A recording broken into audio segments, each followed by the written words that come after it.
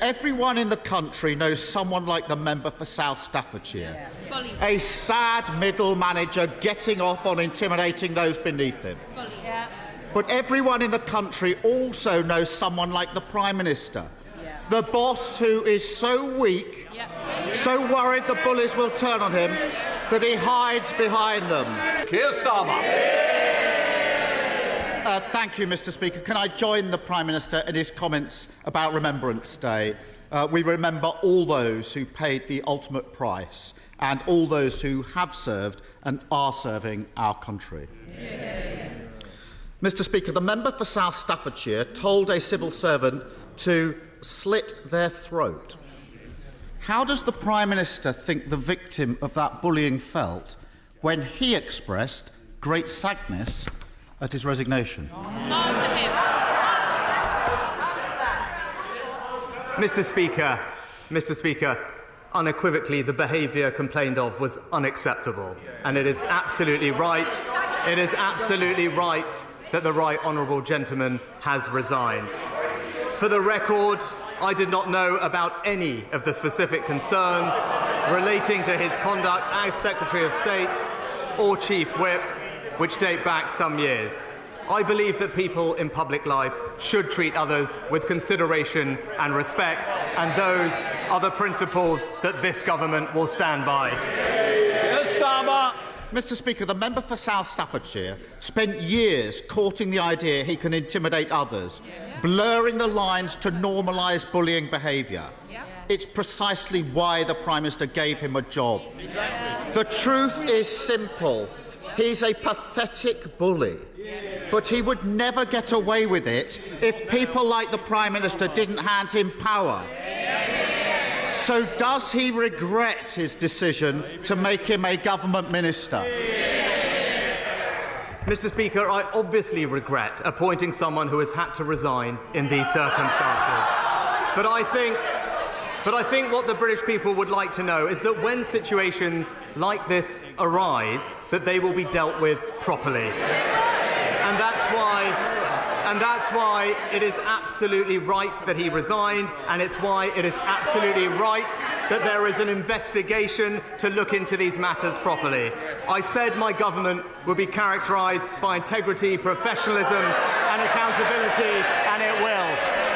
Keir Starmer. Mr. Speaker, everyone in the country knows someone like the member for South Staffordshire. A sad middle manager getting off on intimidating those beneath him. But everyone in the country also knows someone like the Prime Minister. The boss who is so weak, so worried the bullies will turn on him, that he hides behind them. What message does he think it sends when, rather than take on the bullies, he lines up alongside them and thanks them for their loyalty?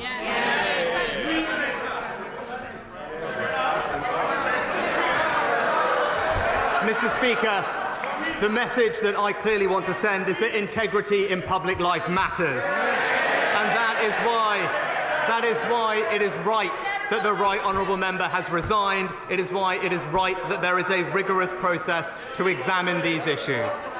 But as well as focusing on this one individual, it is also right and important that we keep delivering for the whole country. And that's why this government will continue to concentrate on stabilising the economy, on strengthening the NHS and on tackling illegal migration.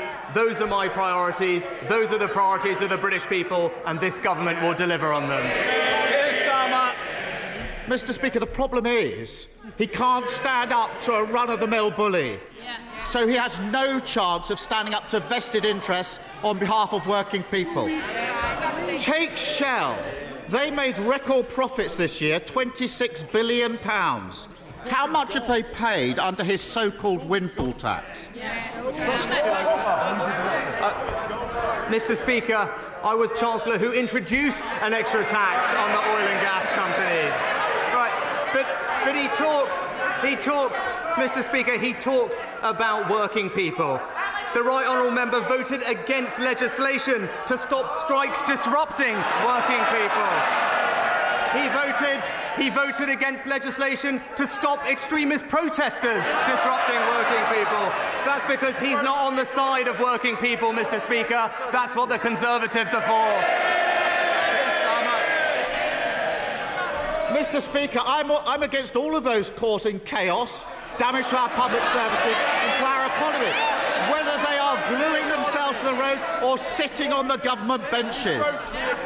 Mr. Speaker, there was no answer to the question because the answer is nothing. Shell haven't paid a penny in windfall tax. Why? Because for every £1 they spend digging for fossil fuels, he hands them a 90p tax break, and it's costing the taxpayer billions.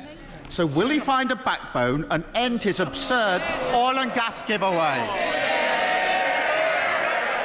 Well, Mr. Speaker, what the party opposite will never understand is that it's businesses investing that create jobs in this country.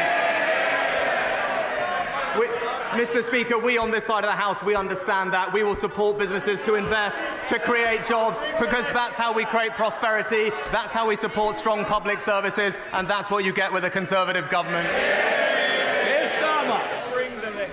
There's only one party that crashed the economy, and they're all sitting there. It's a pattern. Mr. Speaker, it's a pattern with this Prime Minister. Too weak to sack the security threat sat around the Cabinet table. Too weak to take part in a leadership contest after he lost the first one. Too weak to stand up for working people.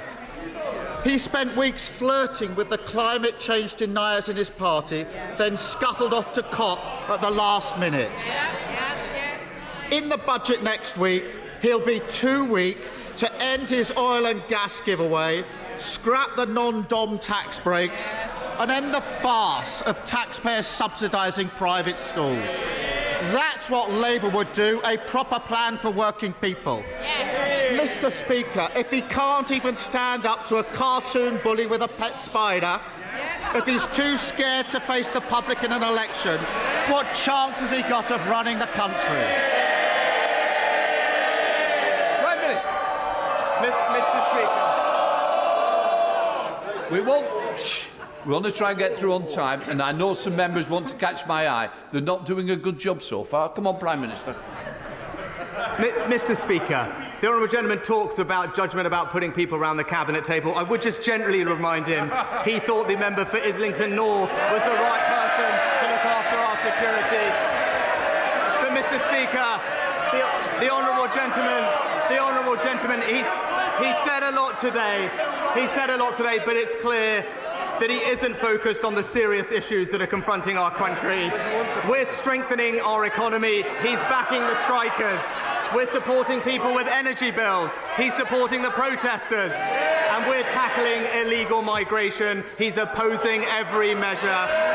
The British people want real leadership on the serious global challenges we face, and that's what they'll get from this government.